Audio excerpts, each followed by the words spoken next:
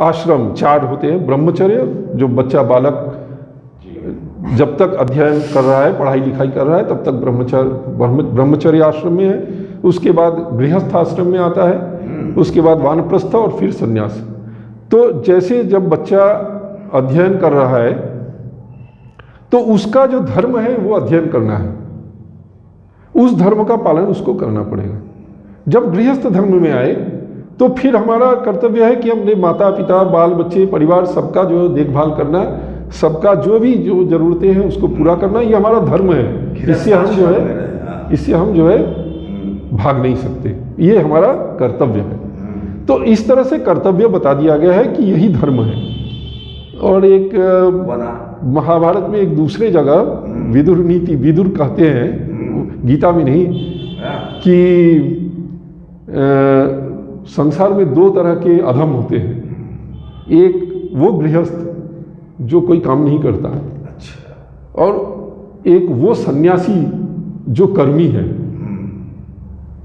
मतलब कुछ काम करके कुछ रोजगार कर रहा है, वो जो कमा रहा है, ऐसा सन्यासी वो एक अधम है, और ऐसा गृहस्थ जो कुछ काम नहीं कर रहा है वो एक अधम है। तो संसार में 2 अधम होते हैं, मतलब जिसकी जो ड्यूटी है वो पूरा करना उसका धर्म है। तो ये इसका जो कर्म है वो करना पड़ेगा, वो आपको करना पड़ेगा। लेकिन उसमें से कर्ता भाव से आप हट जाइए, फिर आपको अहम नहीं होना चाहिए कि मैंने इनकी मदद किया, मैंने ये कर दिया, मैंने वो कर दिया। जी बिल्कुल, वो अहम नहीं होना चाहिए। कहने का मतलब आपका ये है। जी बहुत बहुत बहुत ही अच्छी तरह और बहुत सिंपल वे में आपने इस बात को समझाया।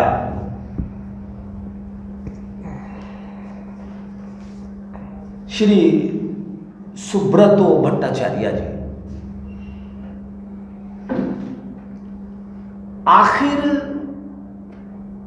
ये जो युद्ध हुआ और युद्ध में बड़े पैमाने पर पांडवों को भी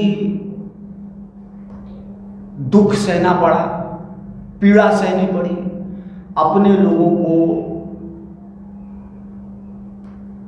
छोड़ना पड़ा, गंवाना पड़ा, और कौरवों के तरफ भी बहुत बड़े पैमाने पर क्षति हुई, बहुत लोग मारे गए,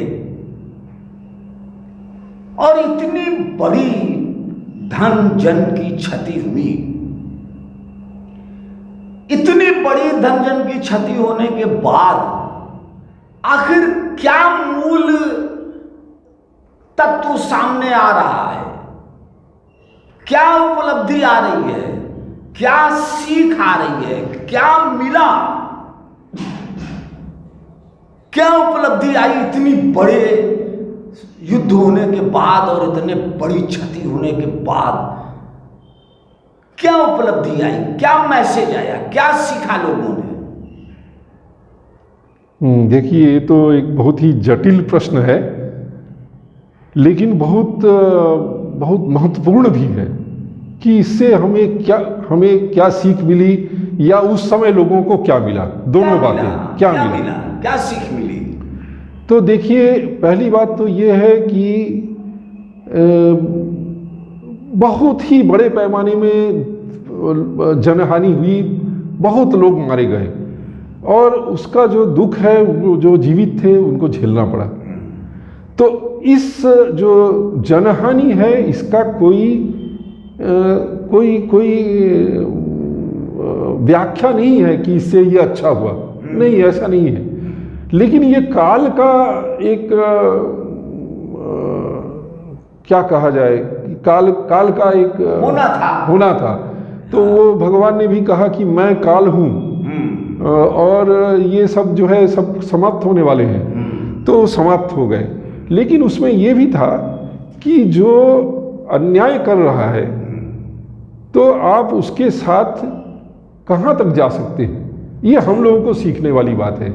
जैसे दुर्योधन और यानी कौरव और पांडव में जो युद्ध हुआ वो एकाएक नहीं हुआ, उसके पहले पीछे बहुत लंबी कहानी है कि वो युधिष्ठिर का राज्याभिषेक हुआ, उसके बाद उनको जो है मारने के लिए लाक्षागृह में आग लगा दिए। उसके बाद फिर वो जो आपका द्यूत जो जुआ खेलने में उनको सब हरा दिए, तो उसमें छल से उनको हरा करके उनका सब कुछ ले लिए, यहाँ तक कि उनकी पत्नी को भरी सभा में उन्होंने अपमानित किया। सारा कुछ हुआ, फिर वनवास में भेज दिया कि चले जाओ 12 साल 13 साल वनवास में काटो। वो सब भी वो लोग काट लिए, और जो भी आ रहा था वो लोग जो है उसको मान रहे थे कि अच्छा ठीक है, ये शर्त है तो इसको पूरा करते हैं, ठीक है।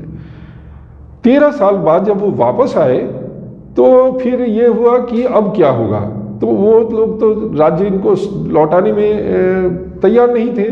तो भगवान कृष्ण ने कहा भी कि ये सब नहीं लौटाएंगे, लेकिन तुम लोग चाहते हो तो मैं जाकर के बात करता हूँ स्वयं, और कम से कम पे एक समझौता कराने की कोशिश करता हूँ। वो जानते थे नहीं होगा, तो उन्होंने कहा कि पूरा साम्राज्य है, इसमें से 5 गांव इन 5 भाइयों के नाम पर कर दो, और 5 गांव देने के बाद तुम्हारा जो है बाकी सब समाप्त हो गया, सब खत्म हो गया।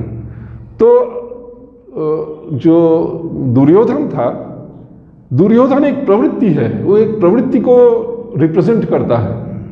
वो प्रवृत्ति क्या है, वो कि कुछ नहीं दूंगा। उसने कहा कि जो सुई के नोक के बराबर की जमीन है वो भी मैं नहीं दूंगा। तो मारने की सारी कोशिश की, और ये नहीं कि अब ये लोग किसी तरह जिए खाए छोड़ देते हैं, उस पर भी वो तैयार नहीं हुए। तो एक तरह से मजबूर किया। तो ऐसे ही हमारी जिंदगी में भी होती है। आज भी बहुत से दुर्योधन बिल्कुल ऐसी है, ये एक प्रवृत्ति है। आज भी दुर्योधन हम समाज में देखते हैं। बिल्कुल, मतलब ये दुर्योधन कोई एक व्यक्ति नहीं है, ये एक प्रवृत्ति है। तो जो सामान्य व्यक्ति है, जो अच्छा है, सज्जन है, उसकी कोशिश होती है, होनी भी चाहिए कि जितना हो सके उसको दूरी बना ले, अवॉइड करे, उसको बर्दाश्त कर ले, ठीक है। लेकिन एक समय ऐसा आएगा जब जो है आपके साथ या तो आप मरिए, आत्महत्या कर लीजिए, या वो मार डालेगा, या आपको खड़ा होना पड़ेगा। तो जब ये स्थिति आ जाए तब उस समय हमें क्या करना चाहिए, वो एक ये शिक्षा में मिलती है। क्योंकि देखिए, अहिंसा की वाणी हमारे धर्म में बहुत अहिंसा की बात बहुत ज़्यादा की गई है, बहुत ही ज़्यादा। अहिंसा को सबसे बड़ा कहा गया है, अहिंसा परमो धर्म सबसे बड़ा कहा गया है। बुद्ध ने भी जो है अहिंसा की बात की, वो बाद की बात है, लेकिन अहिंसा तो अहिंसा होते होते और हमको कोई मारता जाए तो क्या होगा अंत में कि हम समाप्त हो जाएं। तो फिर हमारी जो वो अहिंसा है वो तो किसी की हिंसा को और बढ़ावा देने वाला हो गया, अगर हमने नहीं रोका तो। हाँ, तो फिर हम मरेंगे या जो और भी है वो मरेगा। तो एक समय आता है जब आप सारी तरफ की कोशिश कर लीजिए, उसके बाद आपको रोकने के लिए जो हो सके वो करना पड़ेगा, और उसमें शाम दाम दंड भेद सब करना पड़ेगा, रेजिस्ट करना पड़ेगा बिल्कुल। लेकिन ये नहीं है कि आप आक्रांता बन जाइए, आप आक्रांता कभी मत बनिए। आप बिल्कुल देखिए, सहन कीजिए जहाँ तक हो सके। हो सकता है उसका हृदय परिवर्तन हो जाए, हो सकता है उसकी कोई मजबूरी हो सकता है समझने में गलती हो, लेकिन जब ये स्थिति आ जाए तब जो है आप उसका प्रतिरोध करें। ये हमें एक शिक्षा मिलती है। दूसरी शिक्षा जो थोड़ा सा फिलोसफिकल है वो ये है कि ये जो पूरा जो संसार है, जो पूरी सृष्टि है, ये कुछ भी स्थायी नहीं है। इसमें जो भी है कुछ भी स्थायी नहीं है, ये सब खत्म होने वाला है। जो पंच तत्व से बना है वो पंच तत्व में मिल जाना है। तो ये जो इतना बड़ा युद्ध हुआ, इतना सब कुछ हुआ, युधिष्ठिर राजा बने, उसके बाद क्या हुआ, अंत में जो है वो हुआ कि वो 5 भाई राज्य छोड़ करके अपने पोते को दे करके उसके बाद जो है चले गए हिमालय की तरफ, और जो है फिर समाप्त हो गए एक एक करके, और युधिष्ठिर स्वर्ग चले गए। तो अंतिम सत्य वही है कि आप चाहे आप कितना बड़ा राजा बनिए, कुछ भी बनिए पूरे दुनिया के, लेकिन अंत में आपको जो है ये सब छोड़ के जाना पड़ेगा। इस सत्य को भी बहुत अच्छे से वो उसमें दिया, वो समझाया गया है कि ये सत्य है कि कुछ भी शाश्वत नहीं है, कुछ भी ऐसा नहीं है जो रहेगा। आप भी नहीं रहेंगे, हम भी नहीं रहेंगे, और वो उस सच्चाई को उसी तरह से स्वीकार करना चाहिए। तो जो व्यक्ति समय रहते छोड़ देता है वही है सन्यासी। वो छोड़ दिया, अंत में सन्यास में आ जाइए, छोड़ दिया, अब हम जा रहे हैं, तो फिर वो जो है सुखी हो जाता है। तो ये एक जो है इसका इसकी छोड़ एक के शिक्षा जाना पड़ा, है। छोड़ फिर छोड़ के गए। तो वो उस समय उनके लिए कोई कंपेलिंग सिचुएशन नहीं था। नहीं थी, हाँ, वो रह उस समय सकते थे। रह सकते थे, मरते समय तक वो सिंहासन पर रह सकते थे, लेकिन वो छोड़ के चले गए।